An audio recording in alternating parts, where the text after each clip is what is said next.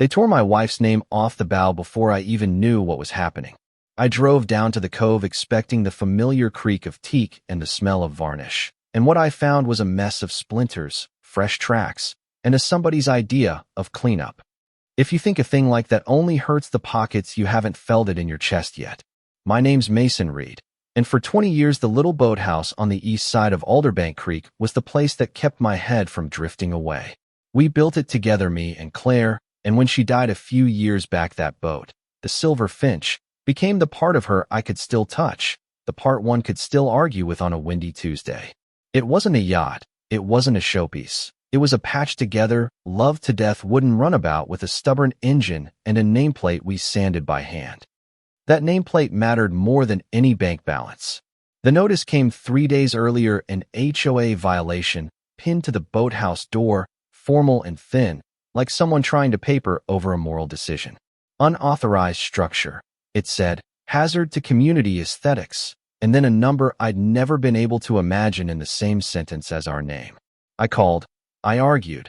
I drove down to the community center to plead like a man hanging on to a porch rail. Claire's handwriting was in my head, and it steadied me.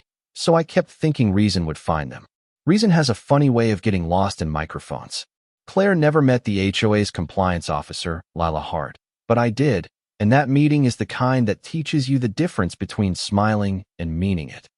Lila's smile was the kind used in brochures, neat and practiced, and her words came out clipped. We have covenants to enforce, she said, like she was reciting a line from a play about being impossible. I told her the Marina was commercially zoned, that the boathouse sat on my parcel, that my lease predates their bylaws. She slid a coffee-stained folder back across the table and said, almost gentle, those don't matter if the neighborhood agrees otherwise. That line, if the neighborhood agrees, was the first time I realized this wasn't about rules, it was about power. You learn a lot about people when you stare at the place where something you love used to be. Neighbors had faces like they'd swallowed a lemon. Some wouldn't look me in the eye. Old man Reyes, who'd fished at the head of the cove for longer than I could remember, muttered about permits, about contracts. A young couple across the creek who once borrowed my boat for sunset photos wouldn't come out and say anything, but their silence was a kind of weight. The Marina had become something else, a place where small favors turned into saved favors, and saved favors turned into decisions for other people's lives. So I did what people do in stories, and in real life I pushed back. I called a lawyer, I printed my deed, I sat in a county office with a woman who said the records were clear, and then paused like someone watching traffic wait for a green light that might never come. The lawyer's advice was thin on theatrics. File a notice, get a summons, let the court decide. It sounded like patience, which is a polite word for letting other people keep hurting you until a judge says otherwise. But while we waited, the HOA moved fast. They put up signs about community standards. They filed paperwork with a contractor who didn't call me, and they made sure the contractor knew the dock was in violation. The morning they brought the excavator, I was driving to town for parts, and I was 2 blocks away when my phone buzzed with a neighbor's video. I watched gravel fly in greenish light through someone else's hands. I watched a man climb down from a machine and laugh at a pile of wood like it was a campfire he'd been waiting on. I hit the gas and learned how fast a heart can run. By the time I got to the creek, the Silver Finch was a scattering of planks and memory and little glints of varnish in the mud. The nameplate sat half buried, the letters scraped but still readable if you trespassed through the contractor's caution tape. I could have done a dozen things, called the police, stormed the office, lit the papers on fire, but mostly I stood there and realized the people who decided to do this didn't expect consequences. They expected quiet. They expected me to be old and tired enough to let grief be an expense. That's the thing about small communities with big rules. They rely on the fact that most fights take too much energy for most people. But once someone crosses the line where memory is destroyed, energy becomes easy to find. I started by finding the paper trail. It was messy, like a gash that hides a deeper bruise. The contractor's permit was a fax from a burner number, signed by a name that didn't match county records. The HOA's minutes had gaps, like someone had taken an eraser to whole paragraphs. I knocked on doors. I listened. A woman named Janice admitted she'd been threatened with higher fees if she didn't sign something at a board meeting. A man who fixed boats for a living told me he'd been asked to help with a cleanup, and was promised $500 cash. The more pieces I pulled, the more it looked less like bureaucracy and more like a little machine built to take the margins of people's lives and call it maintenance. That's when I did the thing that felt most stupid and most right. I made room for truth to show up in the open. I put up a notice at the Marina, simple and plain. Meeting. Noon Saturday. Bring your questions. I taped copies to the general store, to the post office, to the bulletin board where the church still posted funeral notices. I hooked up an old projector to an old laptop, and I waited. People came, some because curiosity is louder than fear, others because they were tired of being told their land was only a line on someone else's balance sheet. The room smelled like coffee and rain and a million small resentments.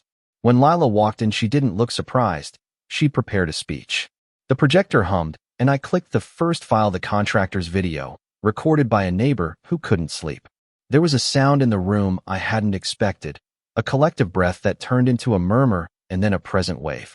I laid out the deeds, the emails, the forged permit. I named the bank accounts the audit hinted at. People looked at their neighbors like they were seeing them for the first time, not as residents, but as people, with memories and mortgages and boats named after wives. The board's veneer cracked, 2 members resigned on the spot. Papers swept into arms like confessions. It wasn't a neat finish. Nothing that matters ever is. There were threats after the meeting. A truck idled outside my house for 2 nights, a neighbor's fence was egged, and for a while I wondered if I'd done the wrong thing. Then the county sent its investigator with a warrant, and the contractor confessed to forging at least 1 signature, and the DA started asking questions. Lila Hart didn't go to prison that week. These are legal processes, slow and precise, but the whispers about community standards stopped sounding like orders and started sounding like excuses. The HOA was dissolved that fall, not by a single courtroom drama, but by a slow, steady erosion of legitimacy. People who had been afraid found reasons to show up. That, more than anything else, is how change happens. Not with spectacle, but with neighbors who finally decide to be neighbors again. I used the settlement money to repair what could be fixed and to make a quieter life for the parts that couldn't. We rebuilt a slip on the east side, nothing fancy, just enough wood and varnish that when the sun hits it, the grain sings. I started a small workshop for kids and adults who wanted to learn how to care for old boats.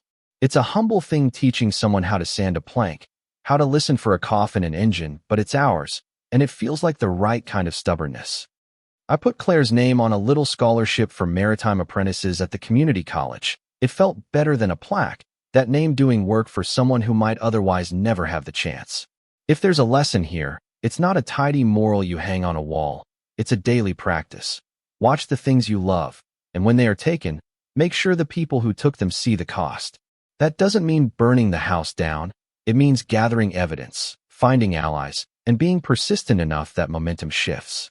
It also means being ready for the ugly parts: resentment, fear, small acts of cruelty, and still choosing the long way forward. Justice isn't always dramatic. Often it's just relentless, ordinary people showing up. So tell me, have you ever felt like a thing you loved was judged by other people's rules? Did you stand up, or did you let it go? Drop a comment, tell the story, and if you were in my shoes, would you have done anything different? Share this with someone who needs to remember that sometimes the quiet fight is the only fight worth having.